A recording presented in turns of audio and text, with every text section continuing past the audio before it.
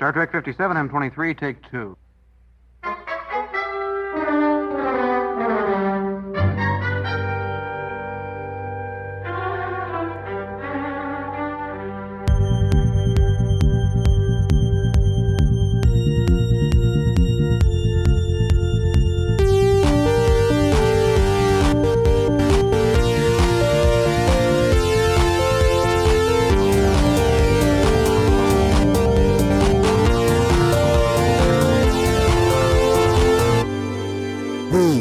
Star Trek Podcast. Picard, the Borg consume. They assimilate. They don't ask to be assimilated. Dr. Jurati. I think caution is warranted, but everything about this is unique. The Borg we know have been effectively decimated, functionally hobbled. So wouldn't it stand to reason that they change tactics? Absolutely.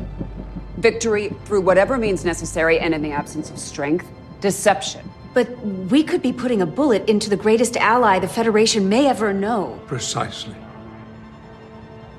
I don't believe what I'm hearing. The Borg have wiped out entire races, killed tens of millions, including my parents, subjugated exponentially more. Yes, I understand. I know this sounds cold, but just hear me out. If I'm wrong, we destroy a Borg ship. But if I'm right, and we do nothing, then today is the beginning of the end of the Federation. Picard is like the weirdest fucking Star Trek show ever. It's like Star Trek like taken in a different direction. It's interesting because, like, for example, when he was talking with Guinan, and she's talking about the people he dates, right? And he's talking about how, like, there are always people that are going to leave. Programming note, this is the It's Got Star Trek podcast. Well, it was like the Episode 119. He dated that girl progress. from Risa. Yeah, and I think Guinan was basically pointing out, like, you do this on purpose. You date people that are going to leave, so you always have an out. And the thing is that really what he was doing, or was it just a convenience for the episodic nature of the show? You know what I mean? Like, where they kind of, and if it was because. Maybe that's an in-joke. If Picard was the way he was, in part due to the episodic nature of the show where he didn't have long-term relationships, if that was part of it, then is this a minor retcon by her saying, no, actually, you have childhood trauma or whatever? Well, she didn't say that, but that's what we're led to believe. Anyway. Guinan's got a scratchy voice now. Do you think that's a snakely. Do you think that's a retcon to say that Picard had some weird trauma where apparently his mom got dragged away by some crazy monster scene? Was that his mom? Because that was fucked up. Yeah, she dragged away. Like, it wasn't even like a person dragged her away. It was like some tentacles or something like. That girl was on Curb Your Enthusiasm. Grapevines. I didn't know that. Grapevines come to life. And other stuff. I didn't know that. Oh, maybe it was maybe it was grapevines. Okay. Maybe it was they have a possessed was it the grapevines? What was it called? What's it called where the grapes are? Vineyard. I kept wanting to say orchidry. No, orchidry is what causes murders in Midsummer Murders, or at least in that one episode. I think it was in the seventh. Hamlet is a. Do they really say something about an orchidry? No, but there's somebody imports an illegal orchid into England, and then the flower collectors get wind of this, and whoever owns the orchid, like that's one of there's the most murders in that episode of almost any Midsummer Murders, because whoever ends up with the orchid soon after gets murdered for it. A black orchid. Are they serious or kidding? Or kid? Is there a joke in there? Or is there kid? A pun in there? Is there a joke? Are they perennial or kidding? Are they serious or kid? Or kid? A kid is a young goat. What are you talking about? So, orchid. Oh, is that what you're doing? No. Oh, okay. Dude. So anyways, do you think that they purposely wrote Picard and TNG as this character that was really... he was. But do you think they did that on purpose? Do you think they tried to make him inaccessible in that way on TNG? Because now they're dealing with... That's what... This goes along with what you were saying, Jesse, because it is a weird show. It's like exploring like Picard's sort of emotional states and stuff like that, you know? They do stuff that doesn't happen in other Star Trek shows. Yeah, and I do think that they did to some degree write Picard as having a particular attitude that limited his desire maybe to have relationships with people. Well, and that's why it was humorous when he had to deal with kids, and when Loxana when she would hit on him, that was humorous because he got all awkward, and then kids make him awkward. So yeah, they did play on that. He was nervous about Except getting for Wesley. together with Astro. Well, Wesley tried to sit in his chair. He didn't like Wesley. The astrometrics gal, and they seem to have a very nice relationship. But he was, in the later season, that one. Yeah. is it pronounced Waxana or Loxana? Waxana. But there's an L in it, so it's like a Luoxana Troy. Luoxana. Luoxana Troy. No, but my point being that Cisco is shown to develop a long-term relationship that is functional. Yeah. Kirk is, even though the stereotype is a little overdone, is a bit of a Lothario who enjoys women. It makes more from sense. across He's the a player. alien culture. That boy plays. It makes more sense. But then, of course, there's Carol Marcus, with which Kirk has David, okay. who is then, gets in a little trouble. I was with the gonna old Klingons. I was gonna say it's a little different with Cisco because the nature of the show is they're on a space station, so they're not Agreed. traveling. They're Space. more Agreed. they're stationary, Deep space. on the stationary, deep space, stationary. We don't see a lot of information, but if you compare it to real world circumstance, it would not be unusual for a captain to be married or have some long term relationship. Could be a polyamorous Cisco was relationship married. in the future. Yeah, Cisco was married. So Picard killed his. Getting back to our topic, Picard. So what were you saying was weird about this show, Jesse? I don't think I was saying. Yeah, you said Picard's like one of the weirdest Star Trek shows. Oh well, just because of the where the territory it handles and the places it goes and the sort of psychological places. Yeah, I mean, psychological drama. In the speech, Picard says, like, many people Funny say there's the flashback. final space is the final frontier, but it's actually time. But maybe it's the mind, man. I mean, we see a lot of Picard. The mind is deeper than the deepest ocean. in his emotional state. In the first season, you see Picard's like depression and like All the people we're are- totally exploring Picard and his mental state. And the other people too, they're all broken people. Seven is broken. Yeah. Rafi is And broken. this is- Rios is broken. Oh yeah, Rios. And a lot of people have commented Dr. Agnes. that this episode really fucking jumps out raring to go, and everyone's like, oh, this feels better, and it's because they're all on the healing path. They're all they're finding their place, and they're all like, oh, this is rocking and rolling. I think one of the criticisms of Picard, that what people got freaked out about, is they're basically saying this isn't the Picard we remember. This is a new Picard, and It's not supposed to be the same. Well, it's the Right. second fucking season. well, no, I mean, like, the Picard. in the first season. In the first season, the Picard is not the Picard we remember from TNG. And it wasn't the story It was they like were 80 expecting. years They were ago. expecting more Picard adventures, And not so- so many internal adventures. and so like People what, are lame. what we were saying about this explores sort of the emotions and the mental state of Picard and all that. You can't do that without showing like the weaker side of a person or the more insecure side of a person. And I know Picard always put up this front like he was super in touch with himself and awesome on every fucking way. But you can't have a whole show. I mean, I'm not going to say you can or can't, but short of making this just TNG Part 2. How can you have a show focused around Picard without getting a little bit, fleshing his character in a little more? I don't know. I 100% agree, and I think I enjoyed the first season. There were some things that were a little hit or miss or a little goofy, but in the end, I thought it was a very entertaining arc. And it makes what appears where we think this arc may be going. Who knows exactly where it's going in season 2, but season 2 and 3. But having seen all that in the first season, I think makes it feel stronger. You feel more connection to these various. I mean, obviously more connection to the characters because you know them and you know what they've been through to some degree. Yeah, Picard is still all broken though because he can't with Laris. Laris was pissed at him. Cheers, big ears. Cheers, big ears. Yeah, I was waiting for that to be brought up. Yeah, cheers, big ears. All right, let's start at the start, right? my favorite. Let's start at the start because we got to get moving. That's the best place to start. We didn't mention it yet. Well, but is it because the episode starts at the end? okay, we're doing 2 episodes this week because Paramount people in their There's 2 wisdom, they're Star like, let's have Treks. let's have 2 Star Treks on at the same time. Is there the cartoon? It's crazy. It's Is not the because of cartoon COVID. going? It's not because of Not COVID. because of COVID, it's because they split Discovery in half, and it's a little frustrating because I'm enjoying the Discovery story, but they split this. It's such an engaging tale. They and could have just kept it going suffered with it, a little bit from and it being- would have been yeah. over, and then they could have done Picard. Maybe there were production reasons. Who knows? Whatever the thing is Is it Canada? it's all good, but Well, it's not all good, but it's good enough. okay, It's a the best turn of phrase, my friend. It's just it's how it is, and how it's going to have to be. I think. Yep, I guess you're right. But yes, let's start at the beginning, which is also Not kind of necessarily. At the end. towards the end. And is the fact that the beginning is the end? Is that supposed to be? Are we supposed to go through some crazy time shit this season? Is that what this is going to be all about? I don't think we have time for this. Yes, no, we have to. No, for this we have time for because for the. I didn't watch the preview of next week or the season or No, I season did not. preview. Okay, all right. So there's a few steps that we have to. There's a few bridges that we have to I'm cross. going here. out of order. Let's walk. First, back. I'm temporally challenged. Walk it back. First, the teaser, the opening teaser. The opening teaser was similar in some ways to Cause and Effect, right? Where Cause and Effect, where you see the thing, or whatever. You know, there's a few of those where you see the Yeah, Enterprise right, exploding, right. or some fucking terrible tragedy happening, and then it happens again. So it kind of referenced that. Yes, I do think time travel. I think it's clear that time travel is going to be involved, even if you haven't seen the previews, because we do.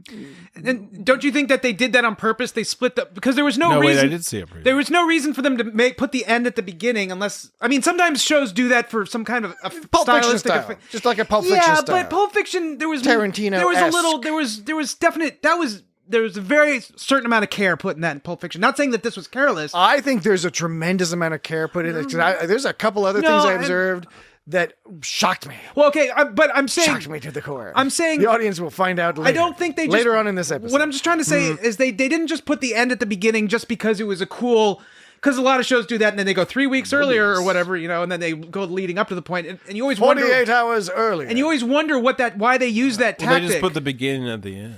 Well, that's what I'm saying is why do shows and movies sometimes do that where they You have said the the end at the beginning. They do That's that. They put the end at the buddy. beginning. It's exciting. It's an Or it's at the exciting beginning thing at to the do. but they start at the end and then they lead up to the end, which is the beginning of. Okay, What did I say? I think we both said the same thing. Dan is just having fun with I'm messing. words. I'm messing with. He's it. having fun with words. I'm just okay. Look.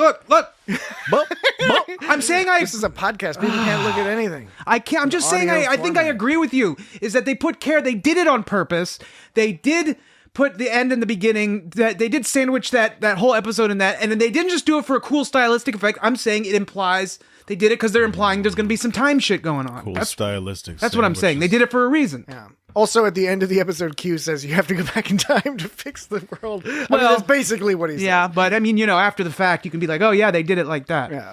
Okay. All right. So anyway, the beginning was cool. I mean, it was obvious they went back and they did something weird because he switched places. Okay. I had a feeling it was cute. Beginning is great because it references sort of it echoes previous episodes of Star Trek that are popular and we're familiar with. It's great because it gets us right into the action and we are seeing all the characters we're immediately going to be interacting with. Okay, that's cool. It's great because we get to see some of the revisions to the production design in that we're seeing the Stargazer and the inside of the Stargazer.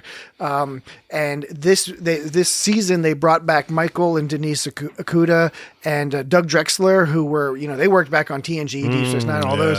It invented L cars and all that. So they brought back the old school. You're saying it has the sensibilities of the TNG stuff, but it was lacking the 80s carpet comfort of the because Enterprise D in the carpets aren't bridge. coming didn't back. have that carpet. Carpets were only ever on. They were on TNG and a little bit on Deep Space Nine. Little bit. Voyager had a little bit of that, but not. They didn't have Not so that much. classic. Now it's all shiny. And I am willing as a veteran Star Trek fan. I have to vacuum a I'm carpet. willing to live with the cognitive disconnect between, on the one hand, just loving and valuing and feeling comforted by that TNG Enterprise D carpeted set. I can accept that that's what brings me comfort, and I can simultaneously understand that in a sci-fi sense, in a reality sense, that would be so fucking stupid to have fucking carpet everywhere. You have to vacuum all the time. And I don't care if it's magic, and super especially with future those carpet. consoles catching on fire. Yes, like, it's a fire hazard.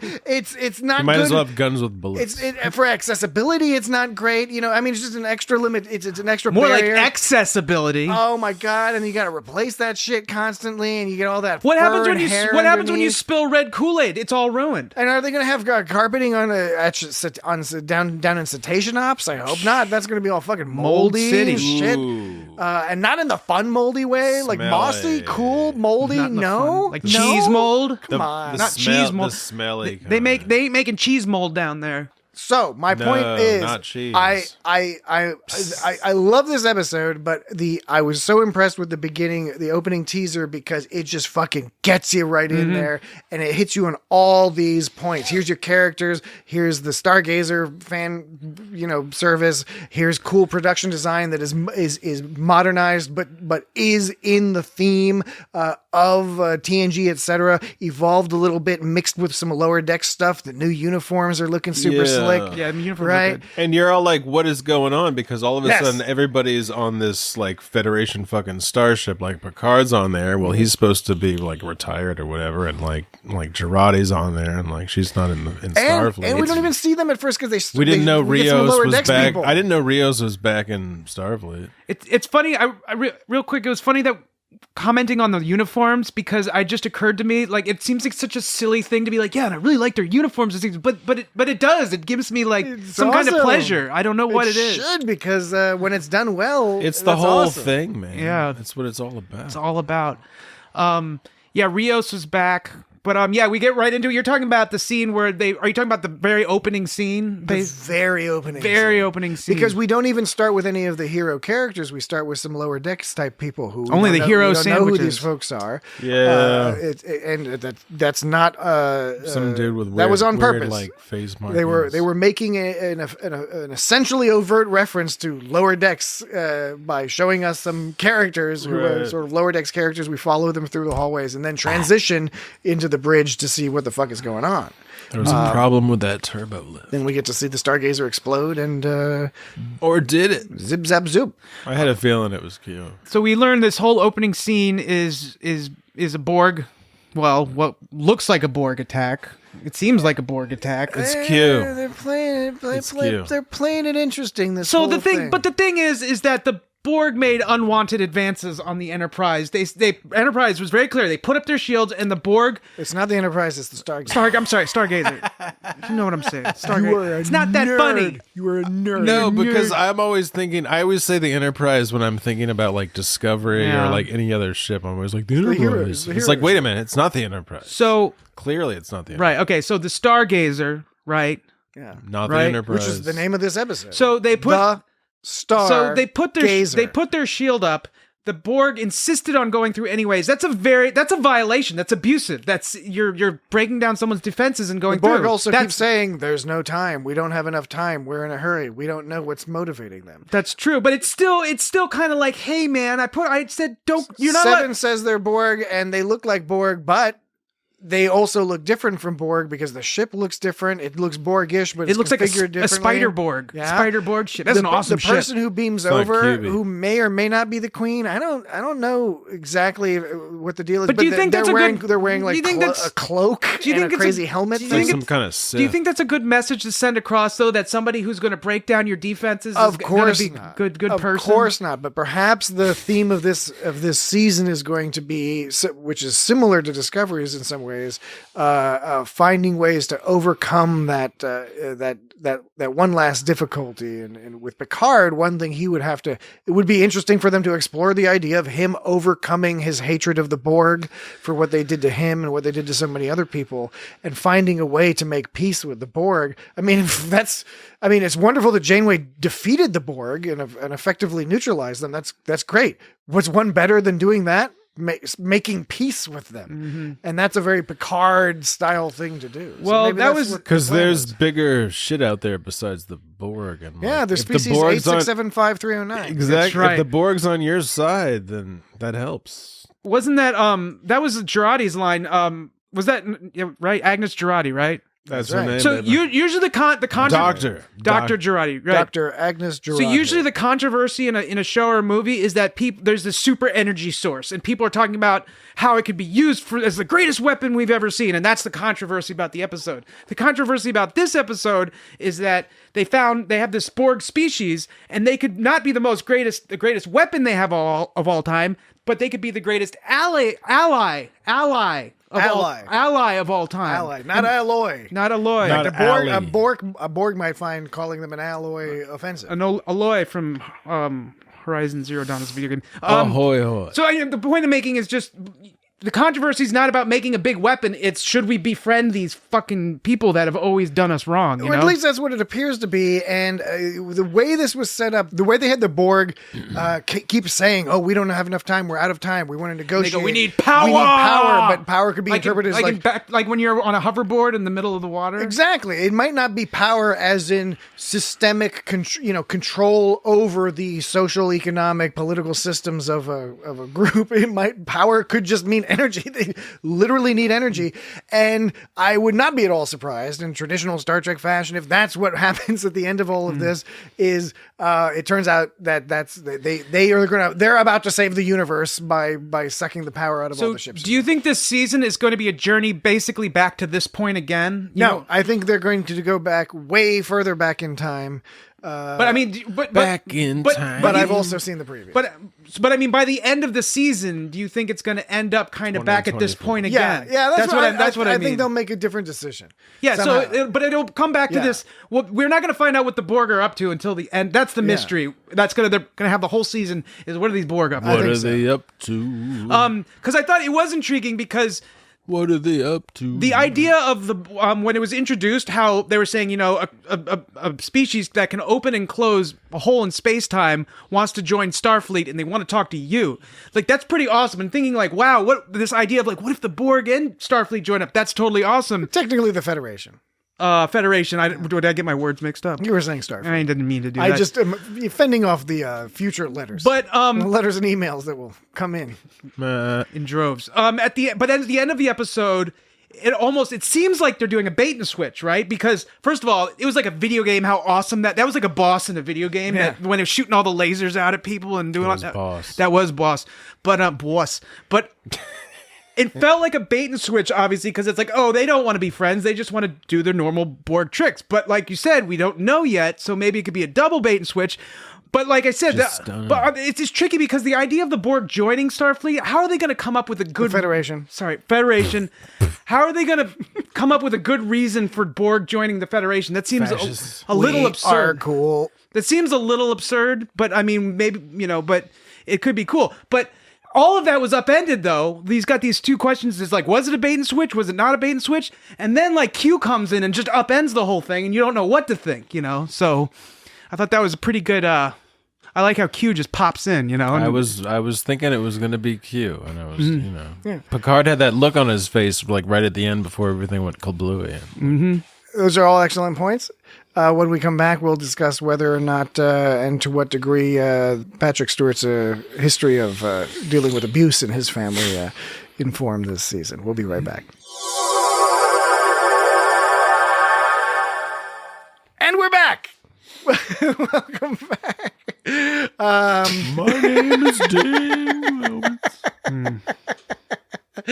What I was referencing before the break was going back to what you all were talking about with Captain Picard's or Admiral Picard's mom. Admiral. In the flashbacks. His mom. So we see evidence There's that crazy room in there. That Jean Luc Picard was raised with an abusive father who either abused him and his brother, but there was that quick scene of the mom being dragged away by something that seemed like it was extra human. That's why his brother's like kind of a jerk too. Yeah, maybe the dad hired some creepy alien with tentacle arms to fuck around with her. I don't know. The point being is It doesn't matter. Other than the mom being grabbed by the monster thing, which I admit is a tangent. It's a tangent. little bit confusing. It's off topic. I get it. It's a little off bit topic. confusing. It's not off topic. I'm just saying, let's pretend it doesn't exist for the moment. Okay. Because all the other stuff is, Let's focus.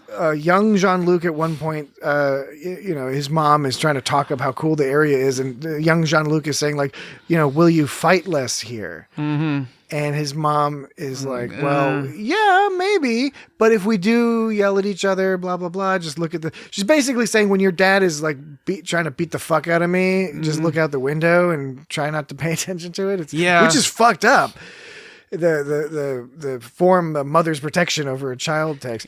The reason why I mentioned it before the break is that Patrick Stewart has talked about in interviews how his father was abusive, particularly and often his mother would end up taking the abuse in place of Patrick Stewart himself, and that he had a lot of guilt about that. And he also talks about how when he was growing up, he was really reserved for a while because he was so afraid of turning into what is, a violent person like his father was, to the point where he was getting scolded once when he was in a play where he had to play kind of like a maniac. And the director was upset because he was like, you don't seem like a maniac. And Patrick Stewart was like, I thought if I even pretended to be like that, it might trigger something horrible. Yeah. No, it's fucked up when sort of your baseline is skewed as a child in those ways, because you literally don't know what is reasonable. Yeah. There's nothing to compare it to. Yeah, exactly. I think that they're feeding a lot of that Patrick Stewart story into the story of a young Picard, it seems, because they've clearly set up something about his father being an asshole. And they've hinted at that before, but this is a more acute version of it. Not acute. Not cute. Not a meat cute. Not cute. Definitely not a meat cute. Although after after Picard is having his little flashbacks, there is that meat cute. It's not a meat cute technically, I know, but the whole Laris and Picard thing. What'd you think of that? Well, first I wanted to comment how they made Picard look like a newsie or something, Well, he's got the little French cap on. Yeah, he lives in France. He's a little Parisian. But France, it reminded they always Paris have boy. As Picard as a kid looks like He's got a bicycle with baguettes hanging out the back. Yeah, there's Picard. He's got a rat that lives under that hat. And got a pack of brie. Does math for him. Picard as a kid looks... Not all the rats are good at cooking. Some of them are good at math. Some of them are good at engineering. See, this is why I yell. You drive me to yell. Thank God it's nothing worse. Oh yeah, I forgot. These are short podcasts this week. We So, don't have time for this. something We gotta get to about- the information. Something about Picard. That's why I fucking talk so fast, is I want to get in my fucking point before you guys start going off the rails. We are off-roading. Picard as a kid, they always make his environment look like somewhere between a mix of the late 1800s and early 1900s. It's like Charles Dickens. Yeah, like in Generations with that. I know. It's In the like Christmas scene with all these weird dolls and these wooden horsey things. It's and the 24th century, and they still have like domestic violence and shit. Well, I was referring more to the decor. I wasn't talking about. I was talking about. I mean, actually, I believe. Well, I know, but I buy into the domestic violence more than the decor. I'm with Dan on that one in the sense. I think domestic violence is something that kind of Sadly, lives on. I buy Probably. more into the decor because everybody's just going to be like, it's this region. We're going to keep it up in a historical fashion. I mean, I guess there is an 80s thing going on right now, so why not? 1980. No, I think they're into the 1990s now. Are they into the 90s? I think all the kids are doing. So we just set the years back 30 years, and now it's going forward. They're all with the listening. Nirvana They're listening to shirts. Nirvana and Stone Temple Pilots and shit like that. So it would be like That if sucks. it's like if we all wore powdered white wigs around town now. That's what it would be like. We should do that. powdered white wigs. What? That would be with too old. like harpsichords. Yeah, but that's what it would be to them because they're in the 23rd century or whatever, and they're acting like they're in the 1900s, and so that would be. I got what you're saying. It would be before powdered wigs. It would be some kind of weird stuff. What did they do back then? Helmets. They had helmets. They had helmets. This is not in my area of expertise. Okay, so this is outside of my ken. Oh, you're what? It's My beyond ken. your bailiwick. Yeah, it's beyond my bailiwick, outside of my ken. I've never heard the latter. I've heard the former. All right. But yes, Laris. So the way that Romulans work is they're promised to each other. Okay, you're about to. This is. You know that? Have you ever read that subreddit? Not how girls work. I'm not about to say some like you're about to get into some not how you're gonna get posted into some not how Romulans work. well, You're all like the way That sounds bad. the way Romulans okay, work. yeah, I guess I set that up for failure. Okay, so the way See, this is how it works. this is how I'm led. I'm telling you how it works. Laris said outright. She goes, Romulans are promised to each other as kids.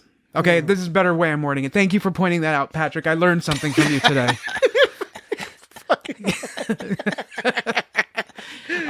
So here's the deal, right? They're promised to each other from birth, but when their spouse dies, they encourage people to, get back with each other again. Yeah.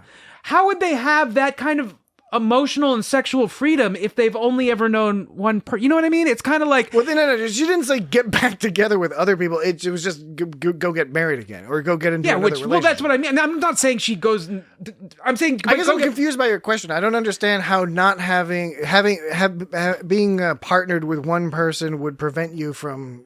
What they brought it up as if it... Because we do the same thing. I mean, presumably when somebody's spouse dies, or they go and find someone else. Sure, that's what we very common. That's we encourage that in this culture. It's a human thing. But they brought it up. So you think Picard should have been like, Laris, what are you talking about? Everyone does that. Yeah, exactly. Right. It's such a big deal, Laris. Right. Why are you making it such a big deal? That's why I thought that maybe they had some Romulans had some extra way they do it or something. It's like.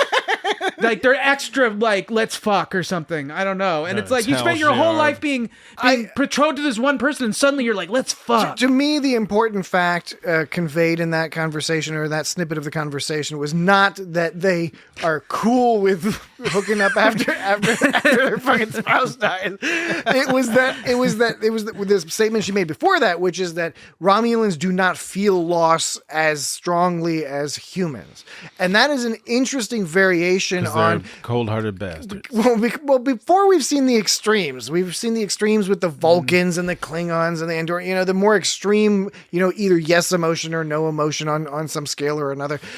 This is nice because it's a little more subtle. It's saying it's not that we don't feel loss. It's just that we don't freak out quite as much as you guys seem to freak out. You guys are building pyramids and shit. You really are nervous about this whole death thing. And we're the Romulans apparently in their culture they're more accepting of it, and they're like, okay, that was awesome. It's sad, but boom, they're always killing each other. Time to move on. So I guess that's what we're learning, and it was cool. What was the name of? What was the name? John Jacob Jingleheimer Schmidt? No, because his name was my name. Was your name.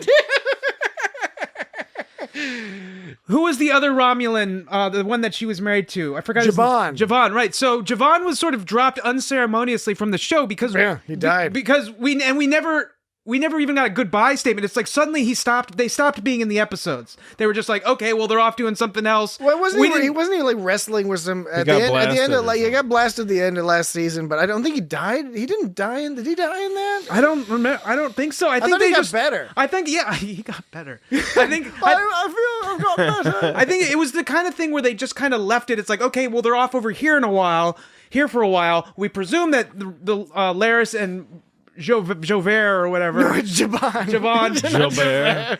We presume that Javon and Laris are back here, at the vineyard, but they never come back to him. We never come and confirm that they're still good. And the next time we come back to him was the beginning of this episode where it's like, oh, hey, Laris is doing all right. And it's like, oh, I guess he died, but we never got a proper goodbye out of that guy. Maybe he died of a Romulan heart attack.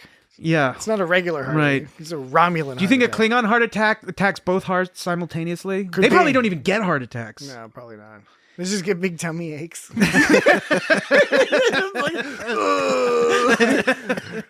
gak was too old. It was too dead.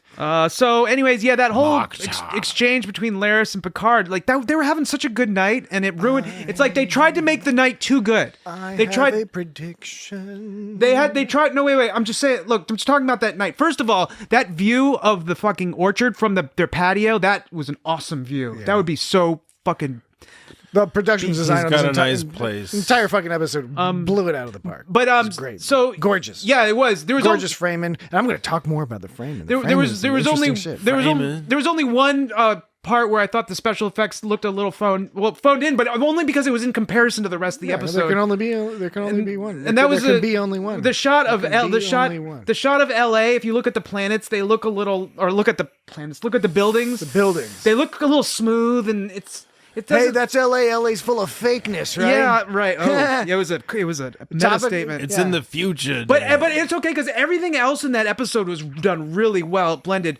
But Picard and Laris, they were having a great night. Picard was talking about this is the best time of the year. I'm so happy. And then they shot for the sun and they burned their wings. Laris wanted to put it out there. Yeah, but it's like it took a night. They tried to make a night better. It's like they gambled and they got greedy. They should have just said they. Or Picard's being a fucking chode. Come on, Picard. Come on, you're It's 100 like- years old. It's like, do you bet all your money? You're 100 years old. It's like Laris is, as the Brits would say, fit. Yeah, she is fit. She is. It's like Fit. it's like somebody went to the casino, won $5,000, and then tried to double it up and lost everything. I can vouch for the fact that Dan was not reading that off of notes. He might have memorized it ahead of time, but Reading what? that's It was what you just genuine. said About was- casinos? Yes, it was. It appeared to be off the cuff. It was completely off the cuff. It appeared to be so. I'm just confirming because it was such a fucking unprompted. cogent point, much more cogent than the points we usually make. Yeah. That I wanted to, that it's not a scripted thing. Well, I appreciate it. I thought you said I just sound like I'm speaking fakeness all the time. No, not at all. Do I often sound like I'm reading from a script? No. Sometimes you are in fact reading from the screen, and it's usually really obvious when you are because you get all squinty. You're all like, Well, as long as the audience can't tell. Right. Okay. Yes. So my prediction, and maybe this is a little out there, but I don't know. I think they've laid the clues for it a little bit. I think they're gonna try to get Laris pregnant with Picard's baby. Sure. I mean, mean, that's Romulans live a long time. Picard's talking about being the Isn't he last a Picard. synthetic? He is a synthetic, but he's fully functional, so they might be able to work something out. well, I mean, they definitely played it up. He's in Starfleet. They probably put his sperm on ice for in case he gets If a radiated. Romulan like reproduces with a synthetic, like It's probably produces some rad new Captain material. So they showed that the Star Trek: The Next Generation. when Picard left all in a big hurry, they showed Picard running out the door, and then Laris was he left her in the dust, and it was like Yeah, that was I fucked up, man. know. Well, he didn't know she was there. So, but it's just kind of. I think But it was he just symbolic, anyways. But yeah. I'm saying, I think he probably thought she wasn't hanging around. your point. I think you're probably right. Like they set it up so they have to get together at some point. And I think he needs to have a baby.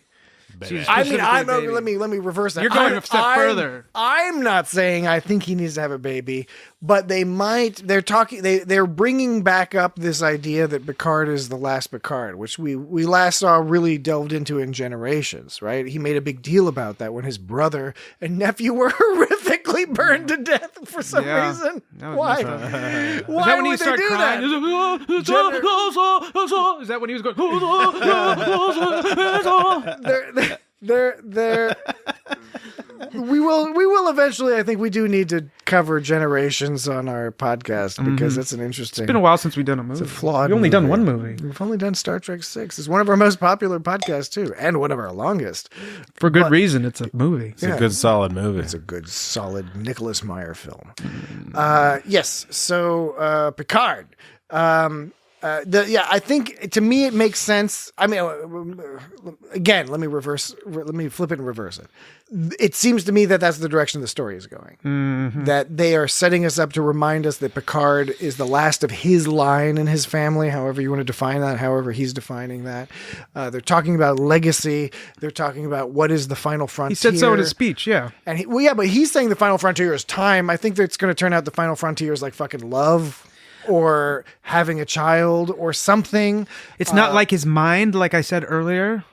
No, I don't think so. Isn't that the final frontier is your own mind? No, I think That's pretty vague, I agreed with yeah. you that could be a final frontier. I do not think that's what they're saying. But do you in this think case. the symbolism here is having a kid? What I'm saying is if they did a sequel series to Picard, or maybe in the third season, if it turns out the actual final frontier is the mind, it's just going to be Picard taking a bunch of Klingon mushrooms and tripping out in one of those Klingon temples with a bunch of time crystals. He'll just be on Klingon mushrooms, Time grabbing crystals. grabbing at those time crystals, Yeah. having all sorts of wacky ass mental adventures. It could be a good time. Today I will grab this one. Well, speaking of drugs, Tomorrow I will grab that one. what was that line? There was some line about Spock said something.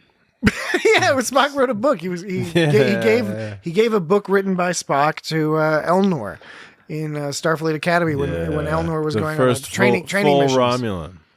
because they probably knew that people would think of Simon Tarses from the Drumhead, which was the fella that turned out to be half Romulan, or 1/4 Romulan, I think. And that was, he was scared, so he lied about it and said he was part Vulcan. Although I believe he was an enlisted person and so would not have gone to Starfleet Academy. So yeah, in Spock's book, Spock writes, exhilaration enhances the absorption of knowledge, whereas Picard says, in other words, live a little. But in other words, do like speed, basically, right? We're talking about drugs. I mean, you think that the Klingons are doing some hallucinogenic crystals. About drugs? Because Spock says talking about exhilaration enhances the absorption of knowledge. Yeah. So they're talking about doing speed. They're talking about taking drugs and doing speed and cocaine and shit. No. You can be exhilarated by the experience, by the sheer but they're implying that they can enhance it even further with drugs. I think they're implying that. Like, why would they not? Why would they stop at normal exhilaration? Why wouldn't they take it a step further with cocaine? Why would they imply that? Because Vulcans do drugs like that.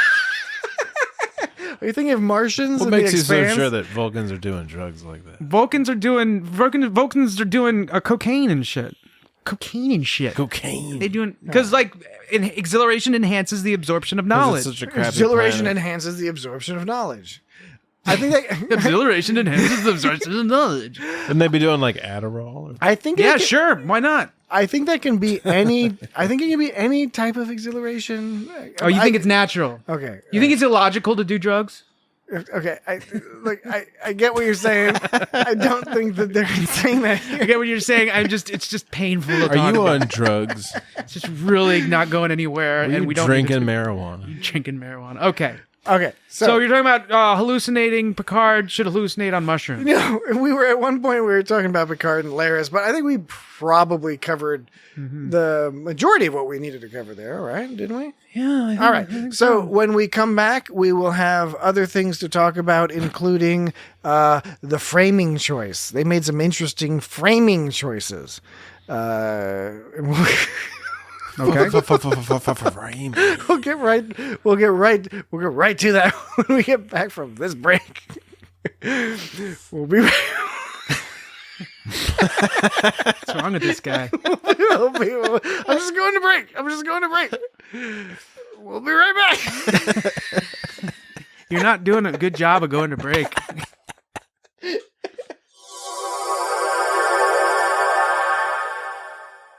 All right, we're back from break. Everything is fine. You almost had coming back from break, and you just fucked it up. But the fact of the matter is, whatever the situation, whatever I'm dealing with at the moment, we are back from the. What are you dealing with, man? Sounds like something tragic over there. I was just getting the giggles because it's Star Trek. We got so much Star Trek. It's overwhelming. Oh my gosh, this guy. So by framing, like, were you talking about when Picard was looking out into the stars and then suddenly it zooms back out and it goes? Oh no, I did like that. Though. And then, but because that was a reference to the TNG opening. Yeah, it was the flying backwards through the solar system thing. Well, it was funny because the planets. I like the effect of the planets making whooshing noises as they go by. It's like the TNG whoosh, opening. Whoosh. Yeah, it's straight up a variation on the TNG. And the ship all goes like intro stuff. The ship doesn't go. The ship gets knocked away by the subspace. No, in the TNG. Oh, in TNG. That subspace rip looked like an Xbox. Did you notice that? Yeah. Looked like an Xbox. But cockeyed. Yeah, cockeyed box. Cockeyed Xbox. So you weren't talking about that framing. No. I was talking about, if you watch this episode closely. Shit, I should have done that. As any good Star Trek fan will. Don't gatekeep Star Trek, bro. No, I'm not gatekeeping. I'm commenting. Everyone should watch fucking Star Trek. But you were saying like you're not a real Star Trek fan if you're not watching it closely. I did not say that. I did not. Well, I guess you could imply that. I know you didn't mean from that. An equation. You're right. From the equation. sentence. I know you meant equation, it in a positive way. You could. Yeah, I know. I'm just saying we're all nerds, and of course we're watching this. But they did an interesting thing, which was that Picard, Admiral Picard, Jean Luc Picard, this character we've known for a long time, that guy, Picard. There's that song that's all like, it's the supercar, but Jean Luc Picard of the United Federation of Planets. Well, I don't think so. Everybody knows. It's like the refreshments. The world is full of stupid people. I'm not familiar with that song. It's like the 90s. The refreshments. Like the 90s? Yeah.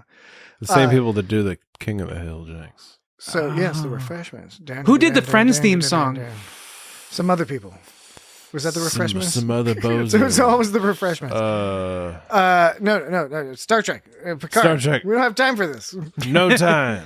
This is not a time. There's no time. The show might be about time, but we don't have time. No, the framing was The Rembrandts do the the Rembrandts do the Friends one. Okay, sorry. All right. Jean Luc Picard. What am I going to do with that knowledge? Jean Luc Picard. Take up space. Jean Luc Picard. I'm just kidding. In this episode, for the majority of the episode, every time there's a close-up shot of Jean Luc Picard, he's framed on the left, looking to the right. And even in some establishing shots, although not all of them, but just up to for a huge chunk of this episode. Is that a reference to Mario going to the right in Super Mario Brothers? Maybe he's got a mark on it on the other side of his head. Well, no, because here's what happens. He's got a good side. Here's what happens when the Borg show up. That pattern starts to break down, and then when Q shows up, all of a sudden now Picard is on the right side of the screen, looking at the left. And I think what they're doing is making us sort of get cozy with Picard always being on the left. Feel cozy. Okay, Picard is comfortable. He's a healed person. He doesn't have to deal with his aromatic syndrome and all that. And he's got the artificial heart and all that stuff. You know, all these people are healing. All these people heal. They're healing these people after the first season. They're all healing up. They're feeling good. You're feeling comfy. Picard has time to worry about things like falling in love with the lady who works for him. Yeah, right. And she's all mad at him because he won't. And yes. Yes, I guess Yes. that was my main point. Is that I think they're making you feel comfortable with him in that framing, and then they start when the story gets jarring, they start putting Picard on the other side and flopping him around a little bit and making him feel a little bit. I didn't watch it that comfortable. closely. I want to go back and. But you watch eyeball right up to the screen. it. Right up. To Get the right screen. up With in your there. retina right up to the screen. With these modern LEDs, it won't be any kind of problem at all. So Take that to the bank. The whole opening scene with Picard's vineyard. I remember that word now. So I like the idea that they were transporting grapes out. I don't know, for some reason I like that. I thought that was fun. I love that. But that brings, And of the course, labels all went like yeah. zzz. Now, were those labels replicated or transported? And did we ever decide what the difference between a transporter? It's very similar. Yeah, a transporter and a replicator are like almost the same thing, right? As far as I'm concerned, it's almost the same thing, and Yeah. I get them mixed up in my mind. Yeah, my mind. So I've they're had about earlier the same, yeah. podcasts. I've meant to say one word and said the other. And then I I remember that we also the episode with DS9 where the people got Star trapped Trek in Deep Space Nine. the people got trapped in DS9. They went to the holodeck, the holosuite. And the holosuite somehow played in the transporter. man there. Bashir. Yeah. Oh, that's right. That was a good episode. episode. But so the opening, I like how it brings me to ask the question of. It doesn't beg the question. It brings me to ask the question. That's begging the question. It brings me to ask the question. What Begging is the question is when the conclusion supports the assertion or whatever. like? How, No, Dan, you're right. You're right. no, I don't know. Yeah, you're right. So That's what I'm saying. I'm saying you're right. in the future in Discovery, they can just transport whenever. And remember, we're supposed to believe that transporting's still not super awesome enough. That awesome back then. They But keep speeding it up. They keep TOS speeding it was up, super yeah. slow, and then TNG was. now they can just transport transport grapes around wherever they want. and it's pretty quick. In yeah. Picard, it's pretty heavy. So it's And just, apparently, maybe I don't know if I'm misconstruing, but it seemed to be that they were transporting the grapes and then transporting wine into the bottles, and then transporting the labels onto the bottles It's like of the wine. fermentation happens in an instant in the Yeah, process. right. I don't know, but they also have wine barrels.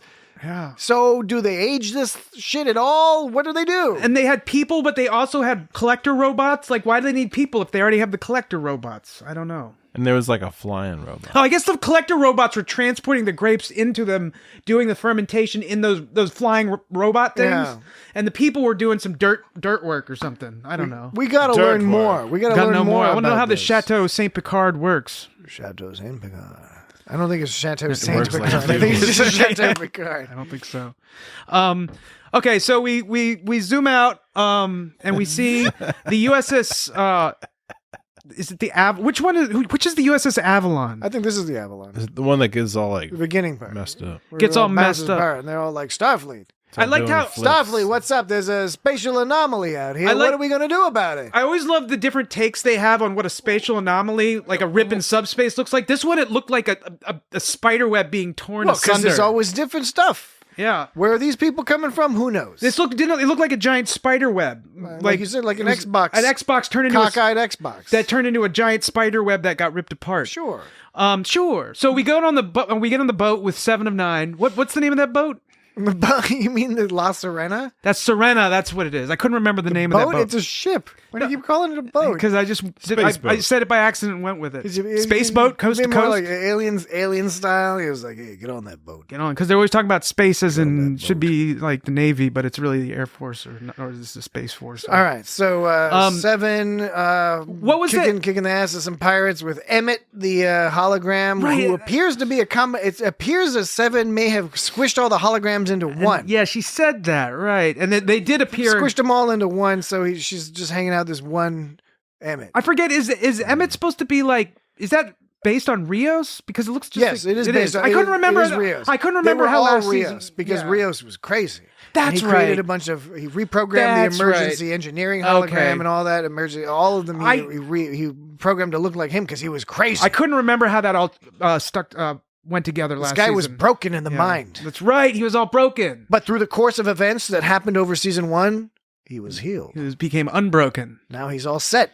Now I forget who dated Agnes. Did he date Agnes? I think he was flirting with her a little. I think they were getting after the whole murdery thing. The whole murder. That's when he was like really turned on. Was after that whole murder This was situation. a problem a lot of He's people like, had. This girl's not scared of anything. In the first season, there were some people who complained that Agnes had murdered a person and appeared to not be punished for it. So, Yeah. of course, in this episode, Again, explaining to the audience. we get some exposition, but because it's cute exposition, it's delivered with a bit of a breaking the fourth wall, a little twinkle in her eye about like, okay, everyone's gonna be complaining.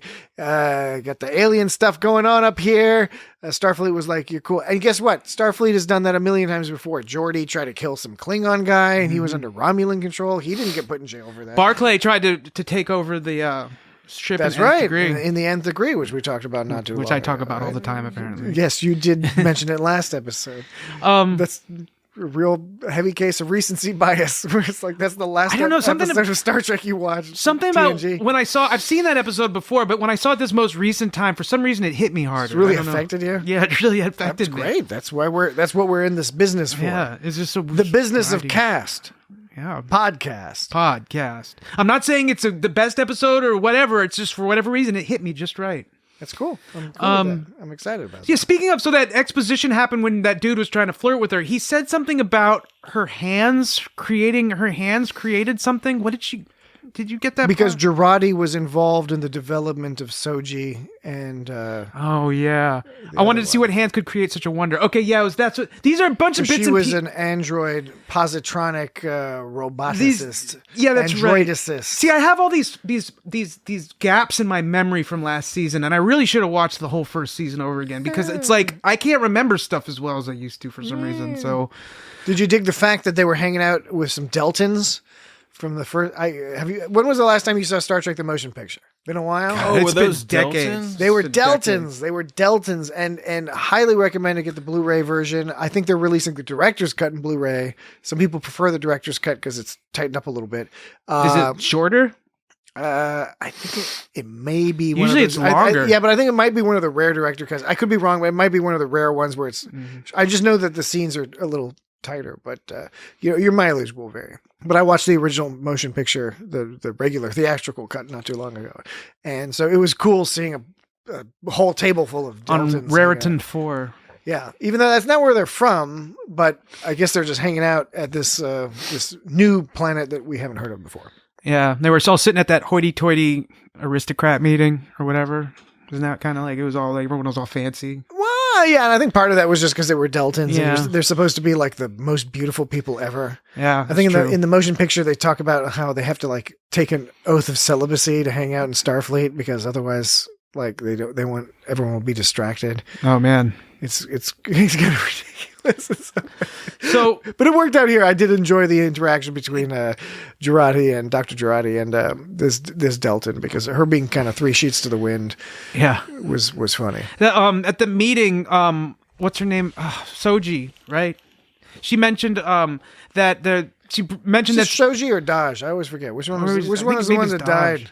Is Daj the one? That's where I'm lamenting that I don't have a recollection of which one, because it's sort of fucked up to not be able to tell the difference between two completely separate androids just because they look similar. Yeah, it's a fucked up thing to do. Well, maybe that's not our fault.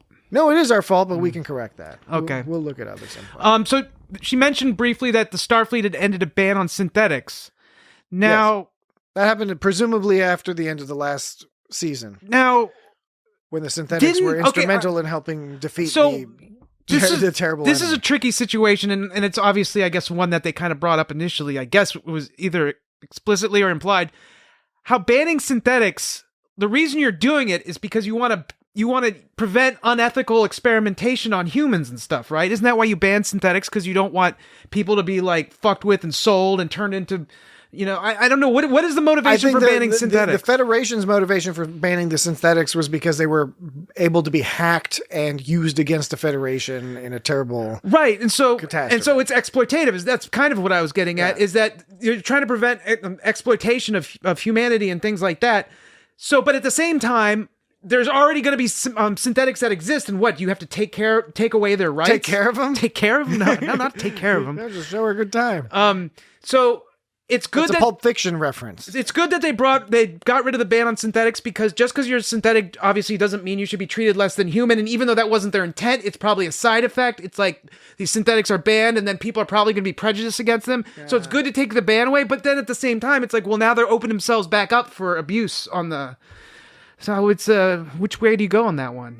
Ban synthetics or not ban synthetics? I presume that's part of what they're doing, is going around. We don't see much here, except we can get the impression that this is basically a diplomatic mission to get people on board with, hey, synthetics are not necessarily some evil, horrible monsters. Like X-Men, like mutants. Yes, similar. X-Men. Yes, sure. Sure. No, for real, it works. That's 100%. That's a good one. Mm-hmm. That's a good one. That's a good one. That's a good one. That's a good one. All right. So, how about Picard and Guinan? Was fun to see Guinan again. Yeah. Do you think that's all we're going to see of Guinan? Is that all we can? I wouldn't be surprised if we see some more down the line in some fashion or another. But even if that's all you get, it was. It was contextually made so much sense. It was Picard was having some issue in his life that he needed advice, and who was he going to ask for advice on this particular issue? It happened to be an issue of his heart. Whether he wanted to consciously ask her about it or not, he felt compelled to go speak to the one person he'd be able to actually have this conversation. Yeah, the only person he could have a real conversation with. Can you imagine him like calling up Riker and being like, "Oh man, I don't know what to do. This chick is into me, and I don't know what to do." And Riker, he knows what Riker would say, so he wouldn't necessarily trust the advice. I like the look of Guinan's bar. It looked like a real bar. Other than, like 10 forward looked like some fake synthetic. Like, what's there? There's nothing there. It's just a bunch of nonsense. But this looked like a real bar. So I guess Picard brought her some mid-grade shit, because she was like, this isn't gonna do. Either we're gonna get the top shelf, no, or the hooch. No. And so like, it's either the best or the worst. That's what she said. It's what she said. It's what she said. That's what she said. I'm going to argue a different position. I'm going to argue that you may have misconstrued what was going on. No, I didn't. There are two separate transactions going on. Transaction number one, Picard is bringing his own wine from his own vineyard as a gift to an old so you're saying they wanted something stronger? Then why didn't they just say that? The wine, they did say that. And when he was saying this is for your private reserve, she got to make that silly So the joke line about she says is, so this, as lovely as it is not going to cut it. So top shelf or hooch. So you're just saying that the not wine's going to not cut it because it doesn't have enough alcohol in it. Fine, I'll take that. And top shelf or hooch is simply what doesn't mood matter. are you in? And he was in a hooch. I'm in a hooch. I'm in a hooch mood. Hooch. Yeah. One other thing. I guess I think we're creeping into odds and ends already. Right? Yeah. Wow. I noticed he took a long look at that Howard Avenue Historic District sign, and I think that we're gonna see them go back in time And kind of like Back to the Future, we're going to see a sign that says something like the Howard Avenue, like Sanctuary District or something. There's going to be some parallel between, because they showed him lingering on that sign. Did you see? You know what I'm talking about? There was like that plaque on the wall. Oh, right. You're talking about right before he gets to Guinan's bar. There's that plaque on the wall, and he doesn't read it out loud, but you can read it. It says Howard Avenue Historic District. I'm calling it. I'm predicting that's going to come up. That's going to come up later. I mean, yeah, why else would he look at the plaque? I mean, that's a good point. Like, why would he look at the plaque unless something came of it? I think if they were just, because they already told us they were like in Los Angeles or whatever. They don't need to give us any additional information. So that's Howard Avenue is going to mean something later. I think so too. Q is cute at any age. Yeah, although it was unsettling seeing him de-aged. Yeah, that was a little unsettling. But pretty rad. But he's looking good. John DeLancey's looking really good. Yeah. I guess so. Rios's catchphrase is "Dale," which means "go ahead." Basically, yeah. That's what he says before he goes to warp. And then make it so. He had to you don't need both of them, but it's cool. He just said that all the captains get their own, let's fly. I think hit it or what have you. I think the reason he said "make it so" is to let, in case the audience didn't understand what he was meant by Dale. Yeah, warp me. Let's fly. I thought the music had more of has more of an adventurous feel than Discovery's music. I like that actually. You mean the during the episode? Music, yeah, during right? the episode. Because yeah, I wasn't 100% feeling the intro music. Isn't that what you were saying last season though? I wasn't 100. I mean, the intro music, I liked it, but it wasn't hitting me in my heartstrings. Mm-hmm. And in this season, I recognize what they've done. They've sort of made a somewhat more mysterious, ominous version of it. It's weird that they changed the music. Well, it's less. It's the exact same tune, but whereas in the previous season it was more pastoral. Yeah. In this episode, it's more film noir almost. So did the music from first season 1 ever grow on you, or are you always kind of like? I like the themes, and I like when they show up in the show. I'm just saying the theme music, I like it. From just an intellectual sense, I enjoy it, but it doesn't grab at it doesn't tug at my little heartstrings or what have you. Right. You know what I'm saying? Like the Discovery theme does that. Lower Decks, Prodigy, not at first, but it grew on me, and then now Prodigy is like humming through my head sometimes, and it's sort of like it's turned out to be a pretty solid show actually. But in Picard, the actual music throughout the episode, score, I think is pretty excellent. Yeah. So Discovery, I like the music, and there's a lot of good music in a lot of episodes. Sometimes, like I felt with this past episode, it was a little bit trying to tell me how to feel at times. Yeah. It was like, really emotional. It's like, I'm supposed to feel really sad, which I understand that soundtracks are supposed to evoke that kind of effect, but it's like, if it's too obvious, it just seems... Did you catch there was a little? They had a little first contact at one point. Oh, not TNG. It was at one point when they were standing in with Elnor. Yeah, I did. You know what? I did remember there was some familiar music. Little of that first contact music, and probably some other things as well. Definitely some TNG cues in there. I agree with you. Some just adventure cues. Adventure. Yeah, I liked that adventurous feel. Speaking of Elnor, so I was wondering if Patrick Stewart is really short. He's not. He's 5'10", and fucking Raffi is taller than Picard, and Elnor is even taller than Raffi. Like, those are some tall people. Did you notice? Did you notice that? Look at that. They're tall. Yeah. I didn't remember Raffi was. About this? There's tall people. I didn't remember these tall people. Who are all these tall people? This is the future. Everyone should be the same size. They might be wearing bigger boots too. Who knows? Anyone can be a different size though, because you got programmable matter. Did you catch at the end the Edith Piaf song that was playing right before it? It wasn't in the first time through. It wasn't in the beginning of the episode, but at the end of the episode, right before the explosion goes off, the self-destruct explosion goes off. There's a moment where Edith Piaf, I don't know the name of the song, but it's like a song everyone would know. It's this old French song that everyone knows. It sounds almost like a march, like an anthem. And it starts playing. And first of all, it was weird that there was that music playing, because it's not the kind of thing you would hear. It's like a song with lyrics, an existing song, an existing recording even, not a rearrangement of it. So that's already odd to have that on the soundtrack. And then, to me, it struck me that the people on the bridge heard it and reacted to it. So it was a diegetic sound, it was in the scene.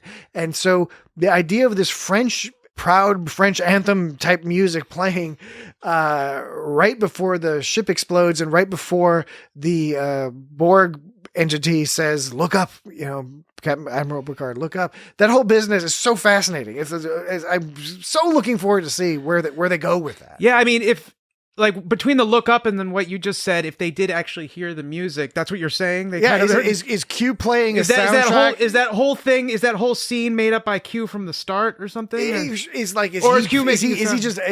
juicing it like a DJ, making it sound a little bit more fun? But then why does the Borg Queen say, or whoever say Whoever look that up? is, yeah. Say look up, like that. That's don't another. know. Well, it's saying like that mixed with the music. Maybe the whole thing was made up, but we don't know. I'm very interested. But, and that's a mark of some good storytelling when people are excited about the episode and excited to see what happens next, and can't wait to see what happens next. I think it's really, really great. And I mentioned this already, but I want to. It's. Sometimes like you want things to be slick and sometimes you don't, and for whatever reason Prodigy, I liked Prodigy, but at the first episode that robot guy had this super weird gun that was all slick and it was kind of weird looking. It like reminded me of Star Wars or something. First couple episodes were a little iffy, weird, but until it grew into itself. So you could make that same argument about this Borg person that it was too slick, but I really liked it. I thought it was super awesome because it was different than what we're used to. Yeah. And even Girardi plays the role, the audience goes, "That's new." Like, that's new. Yeah.